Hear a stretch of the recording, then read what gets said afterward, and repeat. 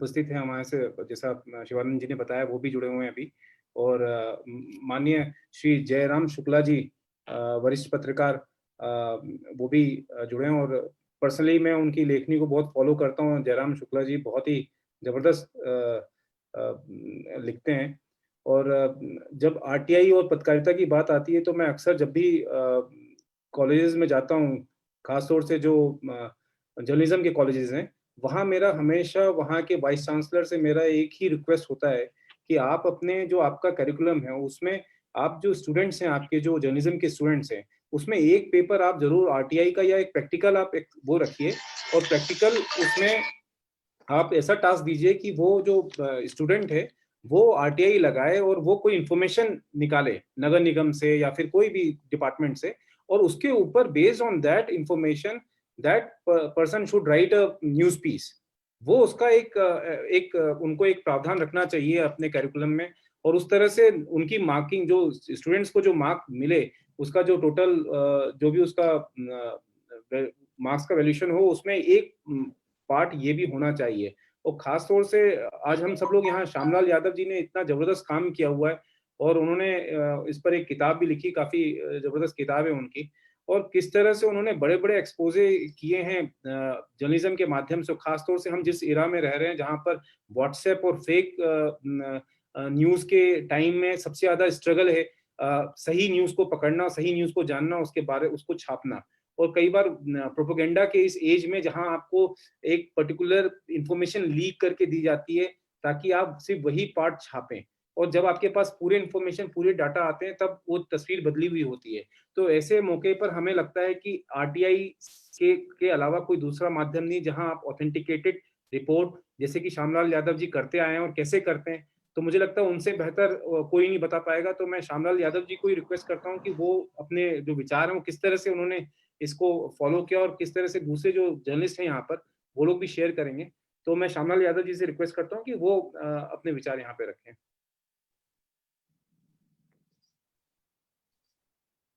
श्यामलाल जी, आपको अनम्यूट करना पड़ेगा। शिवानंद जी। अब आ रही है आवाज? आ रही है श्यामलाल जी। नमस्कार सभी को। जी सर। शिवानंद जी, मेरा प्रेजेंटेशन मिल गया क्या आपको? सर आपने व्हाट्सएप पे भेजा है, उसको फटाफट डाउनलोड करके और चला दीजिए ना, तो अच्छा रहेगा मुझे लगता है। वो आप देर शेयर लगेगी? कर पा रहे हैं क्या आप श्यामलाल जी? आप शेयर नहीं कर पा रहे हैं क्या? सर मैं स्क्रीन शेयरिंग सर मैं आपको देता हूँ सर, स्क्रीन शेयरिंग। अच्छा, दीजिए। आप कर सकते हाँ हैं? सर, आप एक सेकंड, बिल्कुल। या मैं ऐसे बोलता हूँ, आप ये बाद में सबको फॉरवर्ड कर नहीं दीजिएगा, जो ये है अपना। नहीं सर, आप उसको दिखा दें। अब आप दिखा सकते हैं सर, उसको शेयर कर सकते हैं। अच्छा, स्क्रीन शेयर सर आप कर सकते हैं उसको। जी जी जी। आ गया? हाँ जी, आ गया। सबकी नजर पड़ रही है ना इस पे? जी हाँ। धन्यवाद सभी को मुझे आमंत्रित करने के लिए। मैं ज्यादा औपचारिकताओं में नहीं पड़ता, इसलिए बात को जैसा राहुल सिंह जी ने बोला, मैं विचार अपने व्यक्त करूं, तो मैं विचार कम बताऊंगा, आपको कुछ तथ्यों की तरफ ही ध्यान ज्यादा दिलाऊंगा।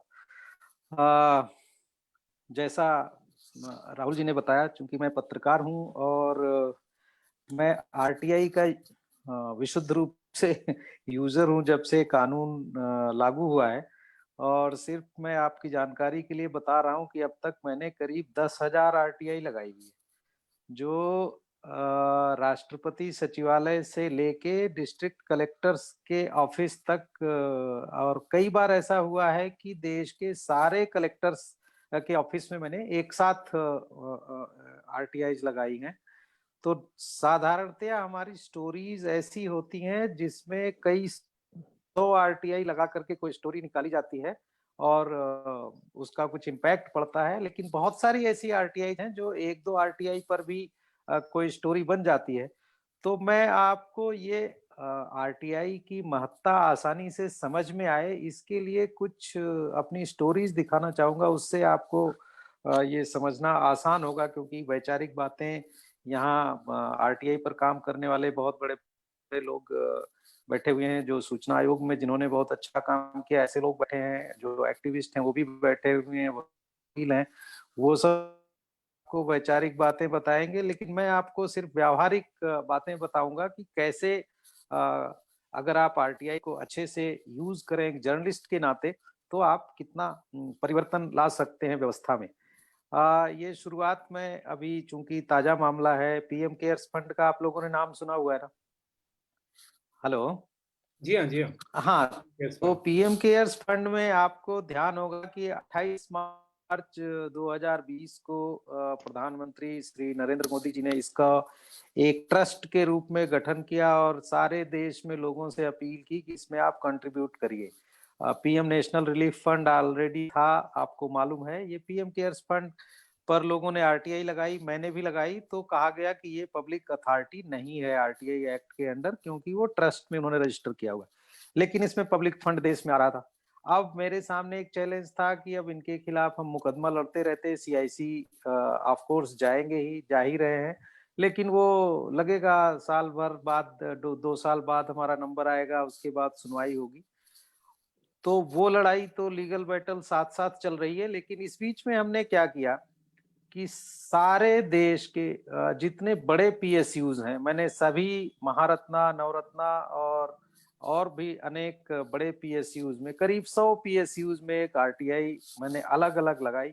अब जाहिर सी बात है 100 आरटीआई तो लगानी पड़ी, लेकिन लगाई मैंने, लगाई और उनसे पूछा कि आपने सीएसआर फंड से कितना पैसा दिया पीएम केयर फंड में। आपको जान करके ताजुब होगा, वो हमने स्टोरी छापी भी है, उसका लिंक मैं आपको बाद में भेज दूंगा। वो हमें पता चला कि 28 मार्च को फंड क्रिएट हो रहा है और 28, 29, 30, 31 यानी 4 दिन के अंदर उस फाइनेंशियल ईयर में कई बड़े पीएसयू जैसे ओएनजीसी, इंडियन ऑयल, किसी ने 300 करोड़, किसी ने 2 करोड़, 200 करोड़, किसी ने 150 करोड़, वो सब उन्होंने उसमें कंट्रीब्यूट करे सीएसआर फंड से। ये अब ये अगर हम मुकदमा ही लड़ते रहते तो शायद ये इन्फॉर्मेशन बाहर नहीं आती, ये आई और उसका थोड़ा बहुत जो असर पड़ा होगा सरकार पे, अब उसकी बात अभी हम नहीं कर सकते। लेकिन उसको हमने, उस अभियान को वही नहीं रोका। उसके बाद हमने पूछा कि जितने केंद्र सरकार के कर्मचारी हैं, हमें पता चला कि उनसे सबसे भी रिक्वेस्ट की गई है कि आप कंट्रीब्यूट करिए। और फिर हमने केंद्र सरकार के सारे विभागों में आरटीआई लगाई। और आपको पता है 89 करीब डिपार्टमेंट हैं केंद्र सरकार के, 50 से ज्यादा मिनिस्ट्रीज हैं, राष्ट्रपति सचिवालय से लेकर के और सभी जो विभाग हैं सब मिला करके 89 डिपार्टमेंट। सब में मैंने अलग अलग आरटीआई लगाई, उनसे पूछा कि साहब ये कर्मचारियों की सैलरी में से कितना कंट्रीब्यूट किया। तो पता है अकेले रेलवे मंत्रालय ने 146 करोड़ रुपए सिर्फ और सिर्फ लोगों की कर्मचारियों की सैलरी से कंट्रीब्यूट किया हुआ था।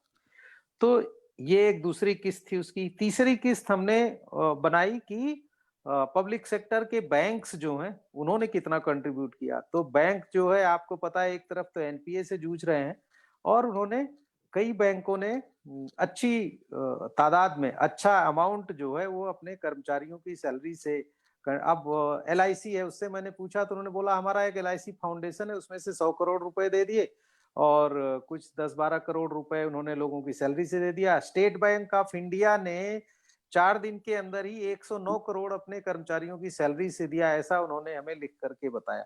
तो ये सारे तथ्य बाहर नहीं आते अगर हमने इतनी सारी आरटीआई नहीं लगाई होती तो। अभी उसकी कुछ किस्तें आने वाली हैं, चूंकि जो अभी छपी नहीं है चीजें उन पर मैं आपसे बात ज्यादा नहीं कर सकता कॉपीराइट के उसको लेकर के। लेकिन अब आप सोचेंगे कि कई 100 आरटीआई मैंने लगा दी, लेकिन कई 100 आरटीआई हमने लगा दी और उसके बाद इन खबरों पर बड़ी चर्चा हुई। हमको कुछ दिन लगे, उसमें थोड़ी मेहनत तो पड़ी, लेकिन अगर हम ये नहीं लगाते तो ये तथ्य बाहर नहीं आते। और जो अपोजिशन पार्टी उसको क्रिटिसाइज कर रही है, सिर्फ क्रिटिसाइज तो कर रही है, लेकिन ये तथ्य किसी के पास नहीं है जो हमने बाहर किए। तो छोटी छोटी चीजें आपको मैं बता रहा हूं जो बिना किसी बायस और बिना किसी पूर्वाग्रह के, बिना किसी प्रेजुडिस के जो मैं लगातार कर रहा हूं। देखिए, आपने देखा होगा जब सरकार आई 2014 में, तो मोदी जी जहां भी जाते थे विदेशों में, सब जगह वो एनआरआई से 3 रिक्वेस्ट करते थे कि भाइयों बहनों, आप भारत में कई अच्छी स्कीमें चल रही हैं, उसमें कंट्रीब्यूट करिए। तो वो 3 स्कीमों का नाम गिनाते थे। एक क्लीन गंगा मिशन, दूसरा स्वच्छ भारत कोष, और तीसरा ये जवानों के, शहीद जवानों के परिवारों की मदद के लिए भारत के वीर फंड। अब तीनों का हमने निकाला, मांगा डिटेल कि इसमें एनआरआईज ने कितना कंट्रीब्यूट किया। तो आप देख रहे हैं यहाँ, ये 10 करोड़ रुपए करीब जिसमें आए थे जवान भारत के वीर फंड में, उसमें 5 लाख, तो कितना परसेंट बनता है ये? Less than 1%। मुझे लगता है बनेगा। आप मैथ्स जिसकी अच्छी हो कैलकुलेट कर लीजिए। तो ये है जो एनआरआईज वहां से बैठ करके वंदे मातरम और भारत माता की जय बोलते हैं, वो अच्छी बात है। लेकिन जब उनकी देशभक्ति यहाँ भी दिखाने की बात होती है, तो कितना उनका क्या शेयर है, देखिए जरा कंट्रीब्यूशन में। देखिए, कोई मैथ के विद्वान है आपके यहाँ, उन्होंने तुरंत परसेंटेज निकाल के भेज दिया। 2.5%। ठीक है। अच्छा, देन देखिए, क्लीन गंगा मिशन का भी हमने निकाला। देखिए, इसमें कुछ 186 करोड़ रुपए कुछ कंट्रीब्यूट हुए थे, जिसमें 2% से भी कम अमाउंट था। ये बाद में प्रेजेंटेशन में आपको मेल कर दूंगा, शिवानंद जी, आप सबको फॉरवर्ड कर देंगे, आप इसको पढ़ सकते हैं और अपने आइडियाज डेवलप कर सकते हैं। तो ये है एनआरआईज का लेवल ऑफ कंट्रीब्यूशन। उसके बाद हमने स्वच्छ भारत कोष का भी पूछा। स्वच्छ भारत कोष में करीब 350 करोड़ आए थे, और उसमें भी ऐसे ही 5-10 लाख रुपए बाहर से एनआरआईज ने कंट्रीब्यूट किया था। तो ये सारे तथ्य आपको बाहर आएंगे ही नहीं अगर आप आरटीआई लगाएंगे ही नहीं। तो आपको मालूम है, भारत सरकार हर साल जो है प्रवासी भारतीय दिवस करती है। पिछले साल आपको ध्यान में होगा, सबको बुला करके पहले बनारस में 2 दिन रखा गया, उसके बाद कुंभ स्नान कराया गया, उसके बाद रिपब्लिक डे परेड में उनको शामिल कराया गया। अच्छी बात है, सब अपने वतन लौटते हैं बड़े शान से। लेकिन जो उनका कंट्रीब्यूशन है, उनको जो यहाँ पर रियायतें मिलती हैं, वो सबसे अच्छी जगहों पर प्लॉट तो खरीदना चाहते हैं। लेकिन मैं ये नहीं कहता कि हर कोई उनमें से साधन संपन्न है, लेकिन बहुत सारे लोग बाहर बहुत पैसा कमा रहे हैं, बड़े रिसोर्सेज जुटा रखे हैं। तो जो आपकी जेन्युइन जरूरतों के लिए अगर उनसे कंट्रीब्यूट करने को कहा जाता है, तो वो कितना करते हैं। इन सारे फंडों में मैंने देखा, क्लीन गंगा मिशन में भी, भारत के वीर में भी, और ये जो आपका स्वच्छ भारत कोष है, कि इसमें भी जो ज्यादातर अमाउंट आया हुआ है वो बहुत सारी या तो प्राइवेट, थोड़ी बहुत प्राइवेट कंपनियों का, और ज्यादातर पीएसयूज का, सीएसआर का फंड आया हुआ है। तो ये सब चीजें बाहर नहीं आती अगर आरटीआई नहीं होता तो। और यहाँ आप में से बहुत सारे एकेडमिक फील्ड के लोग होंगे, तो ये ऐसे इश्यूज में आपको बता रहा हूँ जिससे रियली आपको लगेगा कि कितना आप कंट्रीब्यूट कर सकते हैं अगर आप मन से आरटीआई को परस्यू करें। आप में से बहुत सारे लोग पीएचडी और एमफिल करते होंगे, या कर चुके होंगे, या करने वाले होंगे, आपके बच्चे करने वाले होंगे। तो एक 2010 में कपिल सिब्बल जब मंत्री थे एचआरडी के, तो उन्होंने पीएचडी डिग्री में सीरियसनेस लाने के लिए कई सारे एफर्ट किए। उसमें एक ये था कि जो आपके रिसर्च जर्नल्स में आर्टिकल छपते हैं आपके सब्जेक्ट के ऊपर, तो आपको उस पर वो एपीआई स्कोर मिलता था।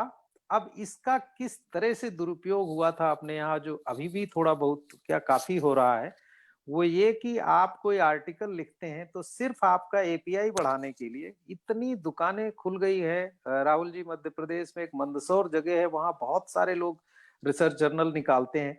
और ये क्या करते हैं कि आपने कोई आर्टिकल लिखा, आप जो रिप्यूटेड रिसर्च जर्नल है उसमें अगर आप कोई चीज लिखते हैं तो उसका पीयर रिव्यू होता है, उसको एक्सपर्ट्स को चेक कराया जाता है, फिर उसको छापा जाता है, अच्छी तरह संपादित करके प्लेगरिज्म चेक करा जाता है। लेकिन ऐसे जर्नल्स यहाँ छप रहे हैं जो आप कुछ भी वहां भेज दीजिए तो आपको 2 दिन बाद एक मेल आ जाएगा, 4 दिन बाद मेल आ जाएगा कि आपका आर्टिकल एक्सेप्ट हो गया है, आप कृपया 5,000 रुपए हमारे अकाउंट में जमा कर दीजिए, उसके बाद छप जाएगा। तो ये इस तरह की दुकानें चल रही थी। इसको भी हमने अच्छे से इन्वेस्टिगेट किया, कई 100 आरटीआई लगी, लेकिन जब छपा तो आप देखिए इस पर भी असर इतना हुआ कि लास्ट ईयर यूजीसी ने जो है पूरी पीएचडी और की गाइडलाइन ही रिवैम्प कर दी है, और अब इसमें बहुत सा हजारों की संख्या में रिसर्च जर्नल्स जो हैं वो डिलिस्ट कर दिए गए हैं, जिसमें छपने के बाद आपको कोई नंबर नहीं मिलेगा। और इनमें सीरियसनेस लाने के लिए पुणे यूनिवर्सिटी में एक सेंटर स्थापित किया गया है, जिसमें आपके ऐसे हर एक जर्नल का एक्रेडिशन करने के पहले उसकी प्रॉपर चेकिंग की जा रही है। तो ये एक थोड़ा-सा हमें लगता है कि हमने कंट्रीब्यूट किया। देखिए उसकी इम्पैक्ट स्टोरी भी पड़ी हुई है। ये आरटीआई के जरिए अगर इतना एफर्ट नहीं किया गया होता तो शायद ऐसे सुधार भी नहीं होते। और आपको पता है कि इनको अगर आप सरकारों पर छोड़ देंगे, नई शिक्षा नीति पर छोड़ देंगे, यूजीसी के अफसरों पर छोड़ देंगे, तो ऐसे सुधारों की तरफ नजर नहीं जाती है। यूजीसी में आप देखते रहते होंगे कि मुझे ध्यान है, जब से मैं अखबार पढ़ने लगा, आप हर एक 2-4 महीने पर एक विज्ञापन देखते होंगे कि देश में इतनी फेक यूनिवर्सिटी चल रही हैं। लेकिन अगर आप यूजीसी से पूछिए कि उन फेक यूनिवर्सिटीज का विज्ञापन आप हर 3-4 महीने पर देते हैं, लेकिन उनके खिलाफ अब तक कोई एफआईआर क्यों नहीं कराई, कोई एक्शन क्यों नहीं लिया, तो कोई नहीं बताएगा आपको, क्योंकि वो उनकी आंखें नहीं खुलती हैं जब तक हमारे आपके जैसे लोग इन चीजों को सामने नहीं लाते, और जो मीडिया का असली काम है। आप देखिए, आप को मालूम होगा कि यूनिवर्सिटी जो है ऑनरेरी डॉक्टरेट देती हैं बहुत सारे लोगों को, मानद उपाधि। ये मैंने पिछले 15 साल की लिस्ट निकाली तो करीब 2000 लोगों को ऑनरेरी डॉक्टरेट देश की सारी यूनिवर्सिटीज में मैंने आरटीआई लगाई। मतलब करीब 470-75 यूनिवर्सिटीज हैं देश में पब्लिक सेक्टर की, उनमें सब में लगाई। और उसके बाद पता चला कि अब किनको दिया जाता है। यूजीसी के चेयरमैन और मेंबर्स बहुत सारे हैं, उनको एक नहीं कई कई यूनिवर्सिटीज ऑनरेरी डॉक्टरेट देती हैं। अब साहब वो हायर एजुकेशन का जो रेगुलेटरी बॉडी है, उसके चेयरमैन और मेंबर्स अगर ऑनरेरी डॉक्टरेट लेंगे किसी यूनिवर्सिटी से, तो उसकी मॉनिटरिंग वो क्या करेंगे। देन एक संस्था है नैक। नैक जो है वो यूनिवर्सिटीज को रैंकिंग देती है हायर एजुकेशन में। इसके ऑफिसर्स बहुत सारे ऑनरेरी डॉक्टरेट ले रहे थे। लॉ यूनिवर्सिटीज जजेज को दे रही थी। एग्रीकल्चर यूनिवर्सिटीज आईसीएआर के डीजी और कृषि सचिव और कृषि मंत्रालय, साइंस एंड टेक्नोलॉजी जो आईआईटीज हैं, वो साइंस एंड टेक्नोलॉजी के सेक्रेटरीज और विज्ञान प्रौद्योगिकी के जो मंत्री हैं उनको दे रही थी। तो ये सब चल रहा था, लेकिन इसको जब हमने छापा तो देखिए ये भी लास्ट ईयर एक कोड इन्होंने डिसाइड कर लिया, नैक ने, जो यूजीसी ने भी उसको अप्लाई कर लिया। अब कोई भी जो नैक का ऑफिस बेरर है और यूजीसी का जो मेंबर और चेयरमैन है, वो कोई ऑनरेरी डॉक्टरेट एक्सेप्ट नहीं कर सकते। तो थोड़ा सा इसमें परिवर्तन हुआ, और अगर ये हमने इतना एफर्ट नहीं किया होता, मुझे टाइम जरूर बता दीजिएगा, क्योंकि हमारे पास ऐसी बहुत सारी कहानियां हैं, मैं बताता ही रह जाऊंगा। आपका टाइम पता चलते रहना चाहिए। शिवानंद जी अभी है ना टाइम? हाँ हाँ टाइम है। अब अच्छा, तो देखिए आप लोगों ने ये तो इस स्कीम के बारे में जानते ही होंगे, जनधन स्कीम अभी भी खबरों में थी, और देश में करीब इस समय 40 करोड़ जनधन खाते हो चुके हैं। बहुत अच्छी स्कीम थी, और ऐसे लोगों को बैंकिंग सिस्टम में इंक्लूड करने के लिए जिनका कभी तक कोई बैंक में अकाउंट नहीं था। मोदी जी का बहुत अच्छा आइडिया था। अब इसमें हमें कोई एक अफसर, किसी बैंक के बड़े सीनियर ऑफिसर मुझे नहीं मिले किसी पार्टी में, जो संयोग से उस समय ये जो वित्त मंत्री थे उनके बड़े अच्छे दोस्त थे। मुझे किसी पार्टी में मिले तो इन्होंने मुझे एक ये बात बताई कि इसके नाम पे फ्रॉड हो रहा है। मैंने पूछा क्या फ्रॉड हो रहा है, तो उन्होंने बोला कि ये जो है बहुत सारे बैंक के एम्प्लॉयज अपनी जेब से पैसा डाल करके अकाउंट खोल रहे हैं दबाव में। मैंने कहा अच्छा। तो उनसे मुझे आइडिया तो मिल गया, लेकिन उन्होंने मुझे बोला कि हमें एक स्टोरी में मेरा एक इंटरेस्ट है, अगर आप वो छाप दें तो मैं आपको ये स्टोरी डिटेल दूंगा। तो आपको पता है हमारे अखबार में इस तरह की स्टोरी छपती नहीं है, और नाम छापते हैं। इसलिए मैं इस स्टोरी के पीछे पड़ गया, जिसमें मुझे लग रहा था बहुत पब्लिक इंटरेस्ट है। उनको मैं लगातार एंगेज रखा, मैंने पूछता रहा उनसे, रोज फोन करके पूछता रहा कि जरा कुछ डिटेल बताइए। लेकिन साथ में मैंने उस दिन जब उनसे मिल के आया, अगले दिन ही मैंने सभी पब्लिक सेक्टर के बैंकों में आरटीआई लगा दी। तो ये ब्रांच मैनेजर्स क्या कर रहे थे कि एक एक रुपए डाल के अकाउंट एक्टिवेट कर रहे थे। तो मैंने सारे बैंकों से पूछा कि आपके यहाँ जनधन के जो अकाउंट खुले हैं उसमें कितने ऐसे अकाउंट हैं जिसमें सिर्फ 1 रुपया जमा है और एक ही ट्रांजैक्शन हुआ है। और ये लिस्ट जब वहां से पता चली तो आपको ताजुब होगा। देखिए, ये आराम से देखिएगा, ये मैं आपको भेज दूंगा स्टोरी कि रफली करीब 15% बैंक अकाउंट जनधन के मिले थे जिसमें सिर्फ 1 रुपया जमा था और सिंगल ट्रांजैक्शन था। लेकिन आपको पता है पत्रकार का काम कितना मुश्किल है, आजकल भी मुश्किल है, पहले भी था, हमेशा रहता है। तो मुझे लगा कि जिस दिन हम ये आंकड़े छापेंगे कि 15% जनधन अकाउंट्स में सिर्फ 1 रुपया जमा है और कोई ट्रांजैक्शन नहीं है, तो सरकार स्वाभाविक तौर से वो अगले दिन वो बोलती कि साहब ये तो किसी ने 1 ही रुपया जमा किया है, तो हम क्या कर सकते हैं। इसलिए हमने ये कंट्राडिक्शन से बचने के लिए हमने नॉर्थ इंडिया पूरा ट्रेवल किया। हम आसाम गए, बंगाल गए, बिहार गए, यूपी गए, दिल्ली गए, हरियाणा गए, मध्य प्रदेश गए, छत्तीसगढ़, राजस्थान, कई जगह से, कुछ जगह हम गए, कुछ जगह अपने साथियों से मंगाया।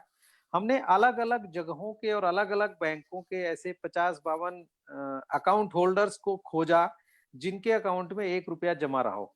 और उनसे सबसे मैंने पूछा कि साहब ये आपने जनधन खाता खुलाया है? बोले हाँ। मैंने कहा आपके अकाउंट में, उनकी पासबुक लेकर के पहले मैंने उनके ब्रांच से जाके अपडेट करा ली या उनको भेज के अपडेट करा लिया। उसके बाद मैंने पूछा कि ये आपको ये किसने जमा किया है 1 रुपया? बोले साहब हमें तो नहीं पता है, हम तो जब से अकाउंट खुलवाए हम तो ब्रांच गए नहीं है। उसके बाद ये इन सब लोगों का हमने अकाउंट्स के साथ वो इन्वर्टेड कॉमा में उनका कोड भी छापा कि I don't know who deposited ₹1 in my account. तो अब इसमें हो क्या रहा था कि जैसे मान लीजिए आप ब्रांच मैनेजर हैं, आपके अकाउंट में 1000 खाते खुले, तो पहले तो सरकार ने दबाव बनाया कि जीरो बैलेंस पर खाते खोलिए, और उसके बाद दबाव बनना चालू हुआ कि अब इसको एक्टिवेट करिए, लोगों से बोलिए कुछ पैसा जमा करें।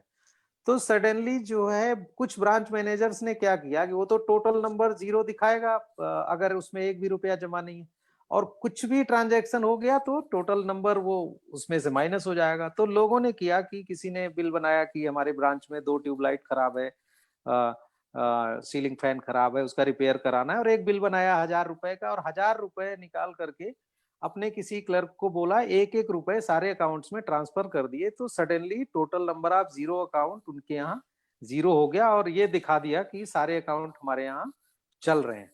तो इस तरह का फ्रॉड हो रहा था, उसको किस तरह से हमने बाहर ले आया। और अगले दिन पहले तो अरुण जेटली जी ने कुछ नहीं बोला, लेकिन तीसरे दिन जो है सरकार ने ये स्टेटमेंट दिया है। अरुण जेटली वित्त मंत्री थे उस समय, उन्होंने बोला कि नहीं हम इसकी इंक्वायरी करा रहे हैं, 4 बैंकों की इंक्वायरी करा रहे हैं। हालांकि इसमें सभी बैंकों में मिला था, लेकिन आपको पता है सरकारें सब लीपापोती की माहिर होती हैं।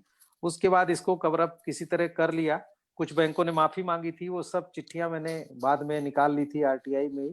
बट ये सब बाहर नहीं आएगा अगर हम आप नहीं एक्टिव रहेंगे और सिस्टम ऐसे ही चलता रहेगा। देखिए, उसके बाद आपको पहले की कुछ कहानियां थोड़ी पुरानी है, लेकिन मैं आपको बता रहा हूं कि पहले आपको एक चीज मैं साफ कर दूं कि सारी सरकारें और सारे नेता हमारे लिए एक जैसे होते हैं।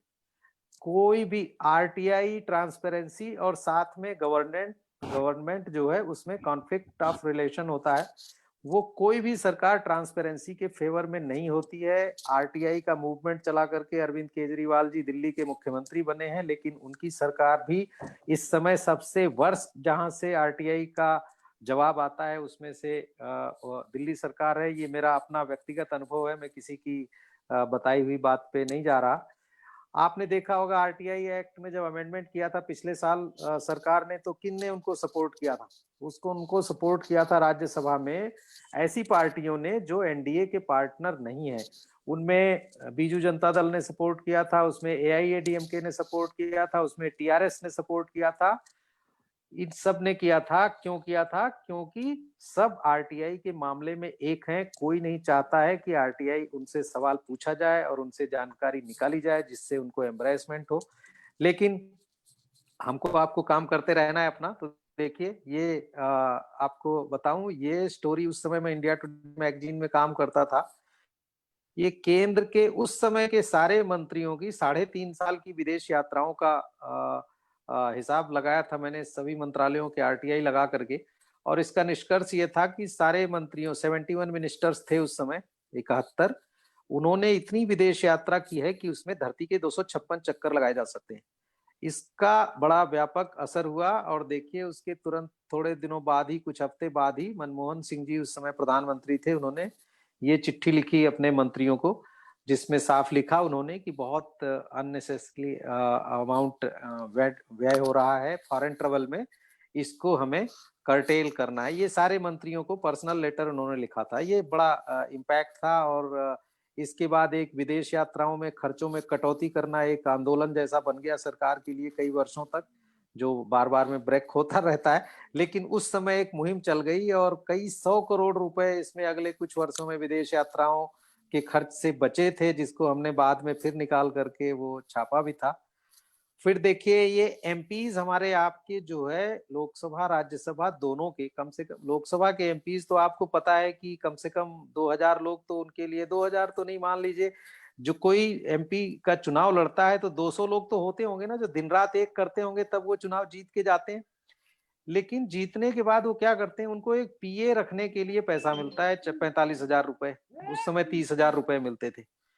तो इस पीए को अब किसी भी एक लड़के को रख लेंगे तो गृहस्थी चलेगी उसकी, अपनी एरिया के जो भी उनके साथ दिन रात काम किए हैं। लेकिन बहुत सारे एमपीज देखिए, 146 एमपीज हमें मिले जिन्होंने अपने बाप, अपने बेटा, बेटी, दामाद, पत्नी, इनको सबको, पति, जो भी उनके रिश्तेदार मिले, उनको अपना पीए दिखा करके जो 45,000 रुपए, उस समय 30,000 रुपए मिलते थे, वो मिलते हैं। वो अपने घर में ही रहने चाहिए 30,000 रुपए, इसके लिए इन्होंने उनको ही अपॉइंट कर रखा था। इसका भी तुरंत असर हुआ। लोकसभा पर तो नहीं असर हुआ, लेकिन राज्यसभा की जो एथिक्स कमेटी थी उसने ये छपने के बाद कुछ महीनों के बाद ही उनकी एक मीटिंग हुई और उसमें उन्होंने एक रेजोल्यूशन पास किया कि कोई भी जो सांसद है उच्च सदन का, राज्यसभा का, वो अपने किसी करीबी रिश्तेदार को अपना पीए नहीं अपॉइंट कर पाएगा। लेकिन आपको बताऊं ये लोकसभा में ऐसा कोई संशोधन नहीं हुआ है और वहां शायद ये अभी भी परंपरा चल रही हो, अगर कोई सेल्फ करेक्टिव एक्शन ना लिया होगा इन्होंने तो ये छोटी छोटी कहानियां हैं। देखिए आपको पता है कि हमारे आपके फोन जो है सरकार टेप कर सकती है अगर उनको राष्ट्रीय सुरक्षा को खतरा है आपसे कोई, तो ऐसे फोन जो टेप करने का टेलीग्राफ एक्ट है इतना स्ट्रिक्ट है कि केंद्र सरकार जो टेप करती है उसमें होम सेक्रेटरी जो होता है वही अप्रूवल देता है एक एक फाइल पर, चाहे वो सीबीआई टेप करे, आईबी टेप करे, कोई और एजेंसी टेप करे, लेकिन उसका अप्रूवल एक एक फाइल का होम सेक्रेटरी देता है। अगर होम सेक्रेटरी दिल्ली में नहीं है तो अपने किसी ज्वाइंट सेक्रेटरी को डेलीगेट करके जाता है पावर। तो मैंने उसके बाद ये आरटीआई में इंफॉर्मेशन देनी भी उन्होंने बंद कर दी। लेकिन उस समय मैंने पूछा, ये 2012 की बात है, मैंने उनसे पूछा कि पिछले 5 वर्षों का पूछा कि कितने ऑर्डर किए गए। उन्होंने ये तो नहीं बताया, लेकिन एक लाइन की इंफॉर्मेशन दे दी कि ordinarily we approve 7,500 to 9,000 orders of interception of telephones each month। अब आप बोलिए कि एक महीने में अगर 9,000, तो लोअर साइड वाली फिगर को ही आप ले 7,500 टेलीफोन इंटरसेप्शन के ऑर्डर हर महीने होते हैं, तो एक महीने में वर्किंग डे कितने होते हैं? 22-23 से अगर आप इसको डिवाइड करें तो 250 करीब टेलीफोन इंटरसेप्शन के ऑर्डर पर डे इशू होते हैं। अब एक वर्किंग डे में कितने वर्किंग आवर्स होते हैं आपको पता है? तो इसको देख करके हमें लगा कि जैसे होम सेक्रेटरी और कोई काम करता ही नहीं होगा, वो बैठा दिन भर यही करता रहता होगा, क्योंकि हर एक फाइल को डिस्पोज करने में 2-3 मिनट तो लगेगा ना। लेकिन अब इसका असर क्या कहें, इसके बाद तो इन्फॉर्मेशन देनी भी उन्होंने बंद कर दी, क्योंकि वो उनके लिए टॉप सीक्रेट इन्फॉर्मेशन है। देखिए विदेश यात्रा बाबुओं की भी उसके बाद हमने की थी, मंत्रियों के बाद हमने, कई सारे नेताओं ने मुझे बोला कि आप जो है नेताओं के पीछे पड़े रहते हो, अफसरों के का नहीं देखते हो। तो मैंने अफसरों का भी हिसाब निकाला उसी दौरान का, तो देखिए इनका ये निकला कि 3.5 साल में, उसी ड्यूरेशन में 1500 करीब ऑफिसर्स ने इतनी विदेश यात्रा की है कि इसमें चंद्रमा की 74 अप डाउन यात्रा आप कर सकते थे। तो इसका भी बड़ा असर हुआ। देखिए थोड़े दिनों बाद ही फाइनेंस मिनिस्ट्री ने एक सर्कुलर इशू किया। एक जो लोग आप में से विदेश यात्रा फॉर एयर ट्रेवल करते होंगे, आपको पता है कि वो फ्रिक्वेंट फ्लायर माइलेज पॉइंट्स मिलते हैं, उसको आप बाद में कोई भी यूज कर सकता है, किसी को भी आप डोनेट कर सकते हैं, आप उसको पर्सनल यूज में ला सकते हैं। तो सिर्फ ये पॉइंट्स बढ़ाने के लिए कई सारी यात्राएं फालतू की जाती थी। इसके बाद ये फाइनेंस मिनिस्ट्री ने सर्कुलर जारी कर दिया कि ये पॉइंट्स जो है वो अगर आपने किसी अधिकारी ने यात्रा से अर्जित किया है तो वो प्राइवेट में नहीं यूज कर पाएगा, उसके लिए एक सरकारी अकाउंट खोला जाएगा और ये उसमें डिपॉजिट कराया जाएगा। तो ये भी बड़ा इम्पैक्ट था। इस तरह की कई कहानियां हैं। देखिए एक और कहानी बता करके मैं फिर आप लोगों से ये करूंगा। देखिए आपको पता ही है कि अभी मध्य प्रदेश में भी होता है, सारी जगह होता है, विधायक और सांसद और मंत्री ये सब आजकल अपनी संपत्ति का ब्यौरा देते हैं, एसेट्स एंड लायबिलिटीज का। और मजे की बात है कि ये 1965 में पहली बार ये रिजोल्यूशन पास हुआ था कैबिनेट में कि सभी केंद्रीय मंत्री अपने प्रधानमंत्री को अपनी संपत्ति और लायबिलिटीज का ब्यौरा देंगे 65 में। और उसके 44 साल बाद जब हमने ये पूछा, ये 2006-7 की बात है, 44 साल हो गए या कितने हो गए देखिए। उसके बाद मैंने उनसे पूछा कि कितने मंत्रियों ने ये फाइल कर दिया, कितनों ने नहीं किया। तो प्राइम मिनिस्टर ऑफिस ने मुझे बोला कि ये सूचना जो है हम नहीं दे सकते, कैबिनेट सेक्रेटेरिएट देगा। कैबिनेट सेक्रेटेरिएट से मैंने पूछा तो उन्होंने बोला कि हमारे पास ये सूचना नहीं है, ये सूचना प्राइम मिनिस्टर ऑफिस देगा। तो इन दोनों ऑफिसेस के बीच की दूरी 300 मीटर है और इनको यही नहीं पता था, 44 साल 40 साल से ज्यादा हो गए थे कि किसके पास ये सूचना रहती है। तो मैंने दोनों को एक दूसरे की कॉपी भेज दी। मैंने कहा अब आप लोग बताओ कौन देगा। फिर भी जवाब नहीं आया। उसके बाद हमने दोनों को ये स्कैन किया और ये चिट्ठी छापी ओपन सीक्रेट 2008 की में छपी थी ये मैगजीन में। और आपको बताता हूं कि ये 2009 में जब दूसरी सरकार मरी मनमोहन सिंह जी की, तो ये पहली सरकार थी 1965 के बाद जब वो रिजोल्यूशन पास हुआ था कि सभी मंत्रियों ने टाइम पर अपने एसेट्स और लायबिलिटीज का ब्यौरा दे दिया। तो अगर हमने आरटीआई में नहीं पूछा होता, आरटीआई कानून नहीं लागू हुआ होता, तो ये शायद ना हम सवाल पूछ सकते थे, ना आप पूछ सकते थे, और ना ये पीएमओ से अपने आप इंफॉर्मेशन आने वाली थी, और ना ये कभी लागू होने वाला था। तो इस मैं नहीं कहता कि इससे कोई भ्रष्टाचार खत्म हो रहा है, लेकिन ये छोटी छोटी चीजें फिर आपने बनाई क्यों है, आपने रिजोल्यूशन पास क्यों किया अगर आप उसको फॉलो नहीं कर सकते हैं तो ये है कहानियां। देखिए एक छोटी सी और कहानी बता रहा हूँ। आपको किसी को अंदाज नहीं होगा कि इस देश में कितने प्राइवेट लोगों के पास आर्म्स के लाइसेंस है। ये मैंने अब तक सबसे ज्यादा आरटीआई इसके लिए ही मैंने लगाई है। करीब 700 आरटीआई लगाने के बाद ये निष्कर्ष मुझे पता चला, और उसमें भी आधे जिलों का ही डिटेल आ पाया। ये मैंने शुरू किया था एफर्ट मुंबई टेरर अटैक के बाद से, लेकिन होम मिनिस्ट्री ने कहा हमारे पास नहीं है इंफॉर्मेशन। स्टेट्स के पास गए हम, सारे DGP, chief secretary, principal secretary home, उनको पूछा, उन्होंने बोला हमारे पास नहीं है। तो मैंने सारे जिलों में लगाई आरटीआई, और सारे जिलों से ये आपको पता ही है जिलों में कितना चैलेंजिंग है उनसे इंफॉर्मेशन निकालना। तो फिर भी हमको करीब आधे देश का अंदाज मिला, और ये मिला। इसके बाद लेकिन इसका इम्पैक्ट बहुत हो गया जब ये हम प्रयास कर रहे थे, क्योंकि ये कई साल तक हमारा एफर्ट चला। उसी बीच में ये national database of arm licenses, ये होम मिनिस्ट्री का एक प्रोजेक्ट है जो अभी चालू नहीं हो पाया, लेकिन इसके लिए सारे प्रदेशों से जानकारी जुटाई जा रही है। सारे जिलों में जितने लाइसेंस हैं उनकी कोडिंग हो रही है। उनको जैसे हमारा आपका आधार नंबर व्यक्तियों का मिला हुआ है, सिटीजन का मिला हुआ है, ऐसे ही हर एक लाइसेंस की एक यूआईडी जनरेट की जा रही है। और फाइनली आप हो सकता है अगले कुछ महीनों बाद आप होम मिनिस्ट्री से आरटीआई में पूछें तो आपको ये पता चल जाए कि इस देश में कितने लोगों के पास, प्राइवेट लोगों के पास आर्म्स लाइसेंस है। वैसे होम मिनिस्ट्री के एक अधिकारी अभी मुझे बता रहे थे कि रफली करीब 60 लाख प्राइवेट आर्म्स हैं इस देश में, जो उन लोगों ने इस स्टोरी के बाद रफली सब जगह से कुछ कुछ डिटेल मंगा करके अंदाज लगाया है।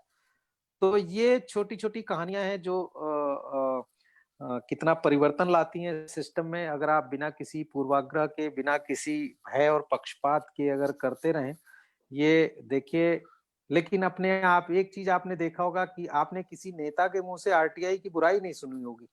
इन्फॉर्मेशन लोग भले नहीं देते होंगे, लेकिन तारीफ हर कोई आरटीआई की करता है। लेकिन ये मैं आपको, ब्रिटेन के प्राइम मिनिस्टर थे टोनी ब्लेयर, उनका 2010 में उनकी किताब आई थी और इनकी सरकार ने ही आरटीआई लागू किया था वहां पर। आपको जानकारी के लिए, फ्रीडम ऑफ इंफॉर्मेशन एक्ट इन्होंने लागू करने के बाद, लेकिन ये लिखा, जरा इनको इसको आप लोग पढ़ेंगे तो समझ में आ जाएगा। उनकी किताब है जिसमें उन्होंने ये लिखा कि आरटीआई कोई मेरे जैसा मूर्ख ही freedom of information act implement कर सकता था और इसका हमें बहुत नुकसान हुआ। इतनी स्टुपिडिटी क्या क्या इसमें लिखा हुआ है, आप इसको पढ़िएगा आराम से, ये जब मैं शेयर करूंगा तो। लेकिन अपने यहाँ तो इतना डबल स्टैंडर्ड है नेताओं में, आपको पता है इंफॉर्मेशन आपको कोई नहीं देगा, लेकिन इंफॉर्मेशन कोशिश करेंगे रोकने की, लेकिन बुराई कभी आरटीआई की नहीं करेंगे। और वैसे आपको बताता हूँ, लोग कहते हैं ये सरकार आरटीआई के खिलाफ हो गई है, मेरा अनुभव दूसरा है। मैं चूंकि जब से एक्ट लागू हुआ तब से लगा रहा हूँ। मैं आपको बताता हूँ 2005 में जब आरटीआई एक्ट लागू हुआ तो शुरुआत में कुछ वर्षों तक बहुत इंफॉर्मेशन आसानी से मिल जाती थी, लेकिन ये यूपीए सरकार में ही रियलाइज हो गया था शायद, क्योंकि हमें उस समय ही पीएमओ से, कैबिनेट सेक्रेटेरिएट से और मिनिस्ट्रीज से इंफॉर्मेशन पाने में प्रॉब्लम होने लगी थी, और कई कांग्रेस सरकारों से भी। और इस समय भी उसी ट्रेंड को आगे बढ़ाया जा रहा है। जैसा मैंने आपको बताया, सरकारें सब एक जैसी हैं, वो इंफॉर्मेशन को रोकेंगी, वो हाइड करेंगी, वो डिक्लाइन करेंगी, वो अनजस्टिफाइड जवाब आपको देंगी। तो ये हमको आपको सीखना है, एक सिटीजन के नाते, एक जर्नलिस्ट के नाते, एक्टिविस्ट हैं आप जो भी हैं, कि कैसे उस इंफॉर्मेशन को बाहर लाएं और उसका सही उपयोग करें, ताकि कुछ हम व्यवस्था में परिवर्तन ला सकें। और एक अनुरोध आप लोगों से और करता हूं, क्योंकि मैं चूंकि दोनों तरफ घूमता रहता हूं, तो आप लोग चूंकि एक्टिविस्ट हैं, बहुत सारे लोग आरटीआई लगाएंगे। मैं आप लोगों से एक निवेदन करता हूं कि कृपया फालतू की आरटीआई कभी ना लगाएं, क्योंकि जो सरकारी अधिकारी आपको जवाब देता है वो भी सरकारी पैसे पे काम कर रहा है और उसका टाइम वेस्ट होता है। जैसे मान लीजिए, उदाहरण के लिए आप विदेश मंत्रालय से पूछें कि कृपया हमको पासपोर्ट बनाने की प्रक्रिया बताइए, तो मैं आपको कहता हूं ऐसी आरटीआई का कोई मतलब नहीं है, इसलिए कि वो सब इंफॉर्मेशन पब्लिक डोमेन में अवेलेबल है। तो सिर्फ टाइम पास के लिए आरटीआई ना लगाएं, क्योंकि इससे उनका भी वक्त बर्बाद होता है। और इसीलिए आरटीआई के खिलाफ सरकारी मशीनरी में इतना विरोध का भाव है। वो सब इस वजह से ही नहीं है, आपको पता है, ऑफिसर्स, हमको मालूम है कितना उनको प्रॉब्लम होती है। ये कुछ एक उदाहरण है, जनरली वो ट्रांसपेरेंसी के खिलाफ होते हैं, इसलिए वो कभी कोई इंफॉर्मेशन नहीं देते। लेकिन जो आपको बताएं कि उनको परेशान करने वाली कोई चीजें फालतू में, ये हमें नहीं लगानी चाहिए। अब जैसे आपको एक उदाहरण बता रहा हूँ किस तरह की लोग आरटीआई लगाते हैं। मुझे एक पीएमओ में, इस पीएमओ में नहीं, पहले वाले पीएमओ में मनमोहन सिंह जी के एक अधिकारी बता रहे थे कि एक सज्जन ने, मेरठ के कोई रहने वाले थे, उन्होंने एक आरटीआई लगाई। एक ही आरटीआई में 59 सवाल थे, और वो कहते हैं कि साहब कृपया मुझे बताएं कि इस देश में महात्मा गांधी की मूर्तियां कितनी जगह लगी हैं। उसके बाद दूसरा सवाल पूछते हैं कि कृपया ये बताइए कि इस देश में जवाहरलाल नेहरू की मूर्तियां कितनी जगह लगी हैं। तो ऐसे सवाल वो 59-58 लोगों के बारे में पूछते हैं, और 59वां सवाल उनका होता है कि कृपया ये बताइए कि क्या इस देश में मेरे जैसे साधारण आदमी की भी मूर्ति कहीं लग सकती है। तो आप समझ सकते हैं कि ये सिर्फ और सिर्फ आप समय की बर्बादी कर रहे हैं। तो चूंकि वो भी टैक्स पेयर के पैसे पर काम कर रहे हैं, हमारे आपके पैसे पर काम कर रहे हैं, तो उनको आप वाजिब आरटीआई लगाइए, जिसमें आपको लगता है कि कुछ डिस्क्लोजर होने वाला है, कुछ सिस्टम में बेहतरी के प्रयास होने वाले हैं।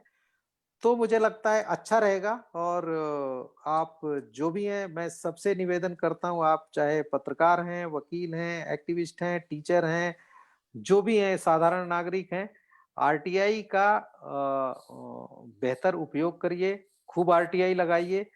और ग्रास रूट पर सच में बहुत चैलेंजिंग है। आप, मैं जहां भी जाता हूं, लोग मुझसे पूछते हैं कि आप इतना सारा लगा के जिंदा कैसे हैं। तो मैं ये कहता हूं कि मैं तो इसलिए जिंदा हूं क्योंकि मैं दिल्ली में रहता हूं और बड़े समाचार पत्र में काम करता हूं। आपको मालूम ही है कि इस देश में कितने आरटीआई लगाने वाले लोगों की हत्याएं भी हुई हैं।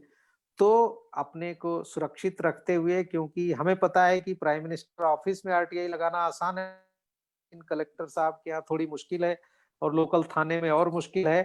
तो ये आप पर है कि आप कैसे अपने को सुरक्षित रखते हुए और उसकी चिंता करते हुए आरटीआई का उपयोग करते हैं। तो ये कुछ बातें थी जो मैंने शेयर की। मेरे पास ऐसे बहुत सारी स्टोरीज है, लेकिन उसमें आपका वक्त बहुत ज्यादा हो जाएगा। वो मैं आपको कुछ और लिंक इनको फॉरवर्ड कर दूंगा शिवानंद जी को, जो आपको फॉरवर्ड कर देंगे। तो बाकी आप लोगों के पास कोई सवाल हो तो मुझे आप बता सकते हैं।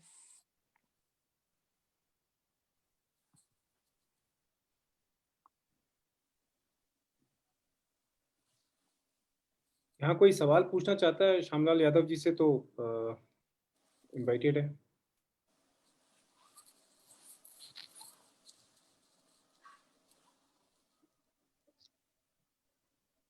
ठीक है, सवाल आते हैं तब तक हम इसमें चर्चा आगे बढ़ाते हैं। इनफैक्ट